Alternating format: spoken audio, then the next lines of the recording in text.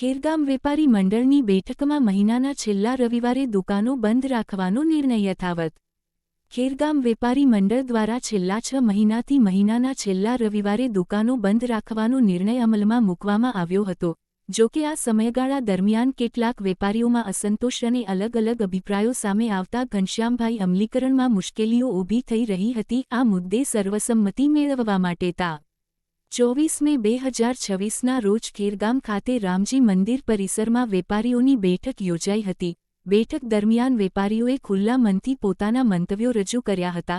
કેટલાક વેપારીઓએ શનિવારે દુકાન બંધ રાખવાનો વિકલ્પ રજૂ કર્યો હતો, જ્યારે કેટલાક દ્વારા અમાસ અને પૂનમના દિવસે દુકાન બંધ રાખવાની રજૂઆત કરવામાં આવી હતી। ચર્ચા દરમિયાન થોડો વિરોધ જોવા મળ્યો હતો, પરંતુ અંતે વાતાવરણ શાંત બનતા સર્વસંમતિ તરફ આગળ વધવામાં આવ્યું હતું। વેપારી મંડળ દ્વારા હાજર વેપારીઓના હાથ ઊંચા કરાવી મતદાન કરવામાં આવ્યું હતું, જેમાં મહિનાના છેલ્લા રવિવારે દુકાનો બંધ રાખવાના સમર્થનમાં વધુ મત મળતા વેપારી મંડળના પ્રમુખ, ઉપપ્રમુખ અને સંગઠન દ્વારા અગાઉનો નિર્ણય યથાવત રાખવામાં આવ્યો હતો। સાથે જ બેઠક દરમિયાન રજૂઆત કરવામાં આવી હતી કે મહિનાના છેલ્લા રવિવારે શાકભાજી અને મેડિકલ સિવાય અન્ય કોઈપણ દુકાન ચાલુ રાખવામાં નહીં આવે।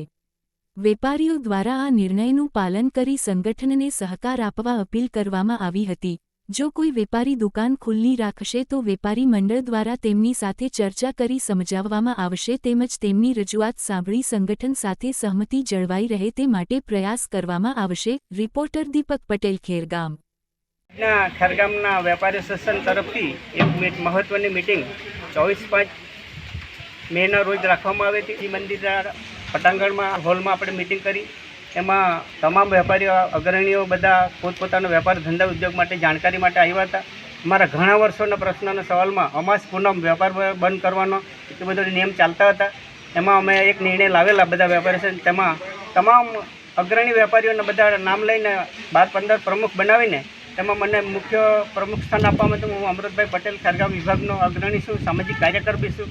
ઘણા વર્ષોના નીચળ પછી અમે બધાને દુકાન બંધ કેમ કરવાની એનું સજેશન બી આપ્યું હતું। ઘણા અમાસ કે કોઈ પૂનમ કે શનિવાર કે રવિવાર કે કોઈ જાતનું સજેશન આપતા અંતે અમારી બહુમતી તો છે જ રવિવારની, એ રહેશે અને રહેવી જ જોઈએ।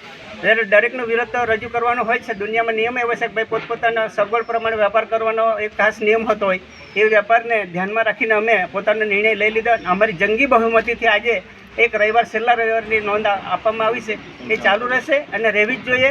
એ પ્રમાણે અમારા વેપારમાં અમારે જે કંઈ સંગઠન અને વેપારી મંડળને મજબૂત બનાવવા માટે જે કંઈ કરવાનું હોય તો અમે બધા અગ્રણી વેપારી થઈને કરીશું અને ચાલુ રાખશું આ વેપારનો।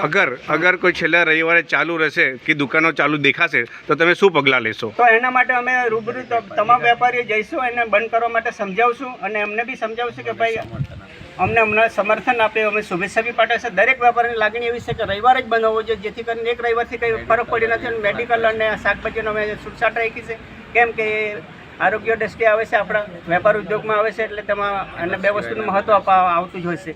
એટલે આ વસ્તુને ધ્યાનમાં રાખીને અમે રવિવારે મક્કમ રાખીએ છીએ ને રહેવા જોઈએ। બધા ગ્રામ્ય લોકોને બી અમે જણાવ્યા કે તમે રવિવારનું છેલ્લા રવિવારનું ધ્યાન રાખજો, એવી અપેક્ષા સાથે અમે વેપાર ઉદ્યોગમાં તમને પોતાનો સહકાર મળે એવી અપેક્ષા રાખીએ છીએ।